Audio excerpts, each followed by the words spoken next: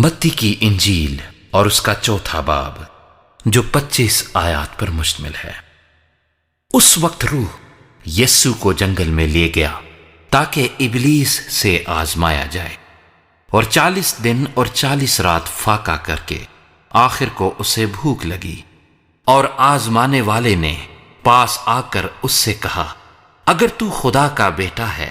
تو فرما کہ یہ پتھر روٹیاں بن جائیں۔ اس نے جواب میں کہا، لکھا ہے کہ آدمی صرف روٹی ہی سے جیتا نہ رہے گا بلکہ ہر بات سے جو خدا کے منہ سے نکلتی ہے۔ تب ابلیس اسے مقدس شہر میں لے گیا اور ہیکل کے کنگرے پر کھڑا کر کے اس سے کہا کہ اگر تو خدا کا بیٹا ہے تو اپنی تین نیچے گرا دے، کیونکہ لکھا ہے کہ وہ تیری بابت اپنے فرشتوں کو حکم دے گا اور وہ تجھے ہاتھوں پر اٹھا لیں گے، ایسا نہ ہو کہ تیرے پاؤں کو پتھر سے ٹھیس لگے۔ یسوع نے اس سے کہا، یہ بھی لکھا ہے کہ تو خداوند اپنے خدا کی آزمائش نہ کر۔ پھر ابلیس اسے ایک بہت اونچے پہاڑ پر لے گیا اور دنیا کی سب سلطنتیں اور ان کی شان و شوکت اسے دکھائی، اور اس سے کہا، اگر تو جھک کر مجھے سجدہ کرے تو یہ سب کچھ تجھے دے دوں گا۔ یسوع نے اس سے کہا، اے شیطان دور ہو،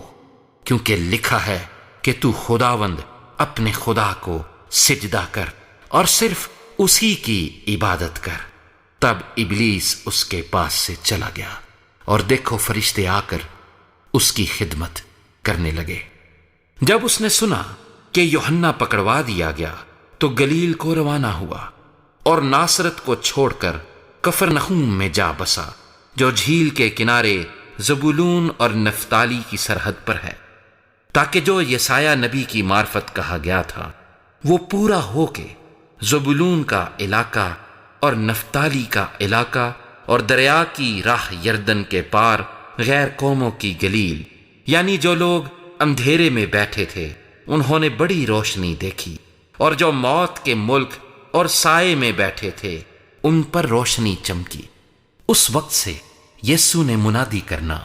اور یہ کہنا شروع کیا کہ توبہ کرو، کیونکہ آسمان کی بادشاہی نزدیک آ گئی ہے۔ اور اس نے گلیل کی جھیل کے کنارے پھرتے ہوئے 2 بھائیوں یعنی شیمعون کو جو پترس کہلاتا ہے اور اس کے بھائی اندریاس کو جھیل میں جال ڈالتے دیکھا، کیونکہ وہ ماہی گیر تھے، اور ان سے کہا، میرے پیچھے چلے آؤ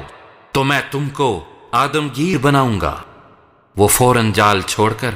اس کے پیچھے ہو لیے، اور وہاں سے آگے بڑھ کر اس نے اور 2 بھائیوں یعنی زبدی کے بیٹے یعقوب اور اس کے بھائی یوحنا کو دیکھا کہ اپنے باپ زبدی کے ساتھ کشتی پر اپنے جالوں کی مرمت کر رہے ہیں، اور ان کو بلایا۔ وہ فوراً کشتی اور اپنے باپ کو چھوڑ کر اس کے پیچھے ہو لیے، اور یسوع تمام گلیل میں پھرتا رہا اور ان کے عبادت خانوں میں تعلیم دیتا اور بادشاہی کی خوشخبری کی منادی کرتا، اور لوگوں کی ہر طرح کی بیماری اور ہر طرح کی کمزوری کو دور کرتا رہا، اور اس کی شہرت تمام سوریا میں پھیل گئی، اور لوگ سب بیماروں کو جو طرح طرح کی بیماریوں اور تکلیفوں میں گرفتار تھے، اور ان کو جن میں بدروحیں تھیں اور مرگی والوں اور مفلوجوں کو اس کے پاس لائے، اور اس نے ان کو